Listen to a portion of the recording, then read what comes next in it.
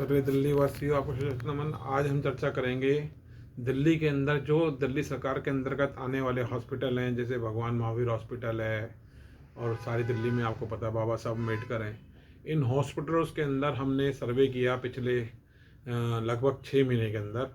हमने देखा कि ज़्यादातर स्तर के ऊपर टॉयलेट्स के अंदर बहुत गंदी बदबू आती है और सफाई का पूरा समाधान नहीं है। इसकी हमने कुछ फ़ोटो भी की है, क्लिप भी भेजी है। जल्दी इसको दिल्ली के जो स्वास्थ्य मंत्री थे पूर्व सत्येंद्र जैन जी और हेल्थ सेक्रेटरी से शेयर करेंगे इस विषय के अंदर, और हमने समय समय पर सोशल मीडिया पर इसको उठाया भी है। दूसरा देखना है कि अकाउंटेबिलिटी ऑफ वर्क नहीं है। जो डॉक्टर्स हैं, नर्सेज हैं, जो CMOs हैं, इनकी ऊपर जो भी वहाँ पर स्टाफ कार्यरत है, इनकी अकाउंटेबिलिटी नहीं है। हेल्थ सेक्रेटरी जो हेल्थ मिनिस्टर बन जाते हैं, ये लोग देखते नहीं हैं। यही कारण से कांग्रेस का जन आधार खत्म हो गया था दिल्ली के अंदर, और केजरीवाल की सरकार को मौका दिया दिल्ली की जनता ने। लेकिन 27 साल के अंदर दिल्ली के जो हॉस्पिटल्स हैं उनकी व्यवस्था में एक बड़ी कमी है। सरकार फंड तो दे रही है, सरकार इनको फंड दे रही है, लेकिन इस अकाउंट की फंड की अकाउंटेबिलिटी कोई चेक नहीं कर रहा। मैं एग्जांपल शेयर कर रहा हूँ। दिल्ली के बाहर से आने वाले जो पीड़ित हैं, मरीज हैं, जो उनके अटेंडेंटों की तो हालत बहुत ख़राब है, लेकिन जो दिल्ली के अंदर रहने वाले लोग हैं उनकी भी मैं बता रहा हूँ कि वहाँ पे जनरली टेंडेंसी क्या होती है सरकारी हॉस्पिटलों में, सुबह 7:30 से 9:30 के बीच के अंदर ये टोकन देते हैं, जिसके अंदर डॉक्टर इनको देखते हैं। पेशेंट्स को अलग अलग तरीके से टोकन मिलते हैं, अलग अलग तरीके के डॉक्टर इनको देखते हैं बीमारी के हिसाब से। और अगर बंदा अपने घर से 6, 6:30, 7 बजे चलता है तो वो वहाँ पे पहुँचता है, और पहुँचने के बाद अब आप ये देखो कि पहले टोकन लेगा, फिर उसका जो डॉक्टर देखते हैं उसको, मतलब दवाई लेने से लेके डॉक्टर जो देखते हैं अलग अलग डॉक्टर्स, 4 बज जाते हैं। अब दिल्ली सरकार के अंतर्गत दिल्ली सरकार के मंत्री और हेल्थ सेक्रेटरी ये जानते हैं कि अगर सुबह 6 बजे से निकला हुआ आदमी 7 बजे घर से निकलेगा और 4 बजे तक अगर वो हॉस्पिटल में बैठा रहेगा तो वो उस दिन की तो उसकी दिहाड़ी गई। अगर वो एक मजदूरी आदमी आएगा, कोई मंत्री, कोई कॉरपोरेट का आदमी, कोई व्यापारी, कोई बिल्डर माफिया, कोई सरकारी तंत्र का अफसर जिसकी लाख 1.25 लाख रुपये महीने की तनख्वाह, 80,000 रुपये की तनख्वाह, 50,000 की तनख्वाह, वो तो जाता नहीं। सरकारी हॉस्पिटल में ज़्यादातर वही आदमी जाता है जिसकी 25,000 से कम तनख्वाह हो। मिडिल क्लास आदमी जाता है जिसके पास पैसे नहीं होते डॉक्टर को फीस देने के, और उसके बजट से बाहर होते हैं, और दवाइयाँ भी वहाँ पे बड़ी लो कैटेगरी की दवाइयाँ मिलती हैं। आप यहाँ देखेंगे कि जो यहाँ आप केमिस्टों के ऊपर दवाइयाँ मिल रही है, वो दवाई आपको हॉस्पिटल में नहीं मिलेगी, और जो हॉस्पिटल में दवाइयाँ मिल रही हैं वो केमिस्टों में नहीं मिलती।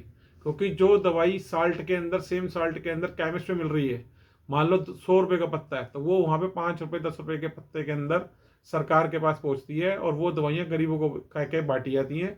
उसका असर कम होता है। ये चीज़ बिल्कुल क्लैरिफाई है। कोई भी उदाहरण चेक करके देख लो कि सरकारी हॉस्पिटल में जो दवाइयाँ मिल रही हैं वो केमिस्ट पे नहीं, और जो केमिस्ट मिल रही है वो वहाँ नहीं। कारण क्या है? घूसखोरी, करप्शन। क्योंकि जो कंपनियां उस साल्ट के अंदर दवाई बना के सरकारी अस्पताल को, और सरकारी इसकी जो इनकी डिस्पेंसरीज हैं, सरकारी हॉस्पिटलों में जो दवाइयाँ जा रही हैं, जो आम गरीब आदमी, रिक्शा चलाने वाला, किसान, मजदूर, सैनिक, सिपाही ले रहा है, वो दवाई का जो है असर कम होता है। इसीलिए वो दवाइयाँ वहाँ ज़्यादा डिस्काउंट के ऊपर जाती हैं, और बीच में करप्शन का मुद्दा बना रहता है किस रूप में कैसे ये कमीशन पॉलिटिशियंस तक और सरकारी तंत्र तक और पॉलिटिकल तंत्र, राजनीतिक तंत्र तक पहुँचती है। ये अपने आप में सीवेज एग्रीकल्चर, और 75 साल से 77 साल से पूरे भारत में चलता ही आ रही है, लगभग हर एक स्टेट में चल रहा है। हम तो दिल्ली की बात कर रहे हैं, और इसके बारे में बहुत सारे सबूत इकट्ठे करें हैं, जल्दी हम साझा भी करेंगे कुछ एजेंसीज के द्वारा।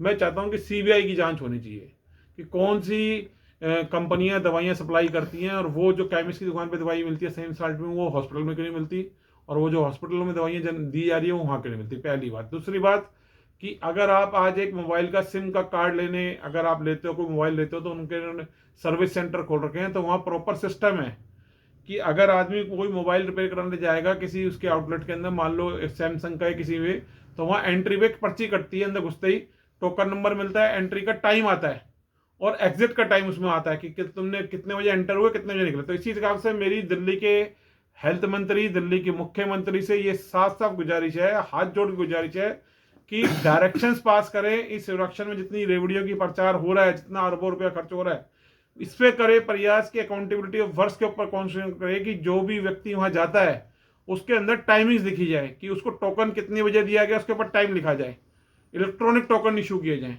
दूसरी बात कि डॉक्टर ने कितने बजे देखा, उस डॉक्टर का पूरा नाम, उसकी डिग्री, वो उसके अंदर मेंशन हो, क्योंकि वहां पे डॉक्टर के नाम के साथ नीचे डिग्री नहीं लिखी होती। बहुत बड़ा कन्फ्यूजन, एक डॉक्टर का नाम लिखा था, अंदर 4 लोग बैठे होते हैं। तीसरी चीज वहां पे उसके अंदर ये होना चाहिए कि उस डॉक्टर ने देखा कितने बजे, क्या डिस्क्रिप्शन दिया, उसकी एक पर्ची अटेंडेंट को मिलनी चाहिए इलेक्ट्रॉनिक। उसके बाद जो दवाइयां मिली जाती है साल्ट के अंदर, उसका कंपनी का नाम वगैरह, एमआरपी वगैरह सब उसमें मेंशन होना चाहिए, जैसे केमिस्ट बिल इशू करता है, ताकि पता चले कि सरकार, दिल्ली सरकार कितना रुपया दे रही है और उसके ऊपर कितना डिस्काउंट है। और अगर वो दवाइयां वहां से महंगी है तो उसको ऑप्शन होना चाहिए कि उसका पैसा उसको रिडीम दिया जाए उस खाते के अंदर, वो लोकल केमिस्ट से दवाई ले, ताकि उसकी बीमारी से जल्दी उसको आराम मिले। अगर वो अपनी मर्जी से दवाई लेना चाहता है केमिस्ट से, तो उसके पास ये ऑप्शन होना चाहिए, और वो उसका बिल वहां पे रिडीम, उसको कैश पैसे मिलने चाहिए। और अगर डॉक्टर की सर्विस से अगर संतुष्ट नहीं है, दवाई से संतुष्ट नहीं है, वहां के टॉयलेट बाथरूम की फैसिलिटी संतुष्ट नहीं है, वहां की साफ सफाई से संतुष्ट नहीं है, वहां टोकन मिलने की प्रक्रिया से संतुष्ट नहीं है, तो उसके पास ऑप्शन होना चाहिए, जैसे कि रैपिडो मोटर है, ओला है, उबर है। अगर वहां पे 30 रुपए की, 27 रुपए की अगर एक राइड भी करते हो, छोटी 20 रुपए की भी राइड करते हो, तो ऑप्शन आता है 5 कैटेगरी की रेटिंग का, कि ये रेटिंग क्या देते हो। तो ये रेटिंग होनी चाहिए ऑप्शन उसके पास, क्या कहते हैं, मरीज के पास या मरीज के अटेंडेंट के पास, कि पता चल सके कि उसको वहां पे, और अगर वहां पे जबरदस्ती एडमिट किया तो वहां खाना कैसे मिल रहा है, डॉक्टर की विजिट्स किया है, कितने लोगों के नाम डिस्प्ले होने चाहिए। ये सब सुधार की जरूरत है। सरकार प्रचार पे करोड़ों रुपए खर्च कर रही है, अनपढ़ आदमी सरकार चला रहे हैं। पढ़े लिखे होने का केजरीवाल जी दावा करते हैं, लेकिन अनपढ़ आदमी सरकार चल रहे हैं सेक्टर में होकर, भ्रष्टाचार की वजह से वहां अकाउंटेबिलिटी नहीं है। हर हॉस्पिटल के बाहर आज तक किसी ने यह प्रयास नहीं किया कि, मैं फिर पुनः बता रहा हूँ, पेशेंट के एडमिट के टाइम पे जो उसको टोकन मिलता है, उसके ऊपर टाइम एडमिट होना चाहिए, टोकन इश्यू करने वाले का नाम होना चाहिए, किस कमरे में जाना है, किस डॉक्टर से मिलना है, उसका नाम होना चाहिए, उसकी डिग्री होनी चाहिए। उसके बाद सेकंड नंबर के अंदर उसके पास ये होना चाहिए कि डॉक्टर ने कितने बजे देखा उसको। उसके बाद तीसरे नंबर पर उसको दवाई कितने बजे मिली। चौथे नंबर पर कोई टेस्ट है तो वो कितने बजे हुई। ये सब चीजें की अकाउंटेबिलिटी होनी चाहिए। और वो जो दवाई दी जा रही है उसका साल्ट अलॉन्ग विद कंपनी का नाम होना चाहिए, और उसके नीचे ऑप्शन होना चाहिए कि वो केमिस्ट से ले या सरकारी हॉस्पिटल से। ये फोर्स नहीं होना चाहिए कि, क्योंकि सरकार फ्री में कुछ नहीं कर रही। सरकार जनता के कर के पैसे से, जनता को चूस के जो कर लिया जाता है, उस कर के पैसे से वो दवाइयों को पैसा उन कंपनियों को पे करती है। तो वो भी फ्री ऑप्शन होना चाहिए, बल्कि सरकार को फायदा है। अगर प्रिस्क्रिप्शन के ऊपर सॉल्ट लिख के दे दिया जाए दवाई के साथ, तो फिर वो अपना केमिस्ट से दवाई ले लेगा, तो जो वहां पे डिस्पेंसरी के अंदर बंदे बैठे हैं दवाई लेने वाले, लंबी भीड़ें लग रही हैं, तो वो लाइनें खत्म हो जाएंगी। उसकी वजह केमिस्टों को ठेका दे दो, केमिस्ट दवाई देगा, तो वो सैलरी खर्चा भी बचेगा, एडमिनिस्ट्रेटिव खर्चा भी बचेगा। तो ये सीधा सीधा हमारा आग्रह है, और समस्या और समाधान दोनों हमने बताई है। और इस इलेक्शन में उसको पुरजोर तरीके से हम उठाएंगे। 160 करोड़ भारतीयों की तरफ भी उठाएंगे और पूरे भारत में भी उठाएंगे। हर चुनाव में उठाएंगे कि जो सरकार पैसा खर्च करती है उसकी अकाउंटेबिलिटी होनी चाहिए, उसकी सर्विस की ग्रेडिंग होनी चाहिए, कि वो जो सर्विस दे रही है वो किस ग्रेड की दे रही है, और उसके ऊपर पूरी जांच होनी चाहिए। कस्टमर का अगर लगता है कि किसी डॉक्टर के खिलाफ किसी चीज की ग्रेडिंग सही नहीं आ रही, तो उसको तत्काल वहां से ट्रांसफर किया जाए, उसको अदर स्टेट के अंदर ट्रांसफर किया जाए।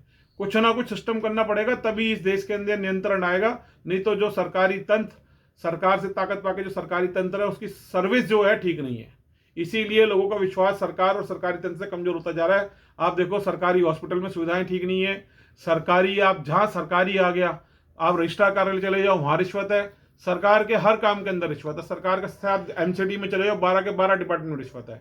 आप किसी भी पीडब्ल्यूडी में चले जाओ, वहां रिश्वत है। तो कहने का मतलब सीधा सीधा दिल्ली पुलिस में चले जाओ, आपको पता क्या हाल है, सब जानते हैं। ट्रैफिक पुलिस का हाल है, देख लो, सबको पता है। तो इसलिए लोगों का विश्वास सरकार और सरकार के सरकारी तंत्र में खत्म होता जा रहा है, क्योंकि उसमें अकाउंटेबिलिटी नहीं है, ग्रेडिंग सिस्टम नहीं है। पुलिस में जा रहे हो, अगर हर जगह ग्रेडिंग सिस्टम आ जाए तो इन सब समस्याओं को समाधान होता है। इसी का श्रद्धालु जय हिंद, जय भारत, जस्टिस क्रांति जिंदाबाद।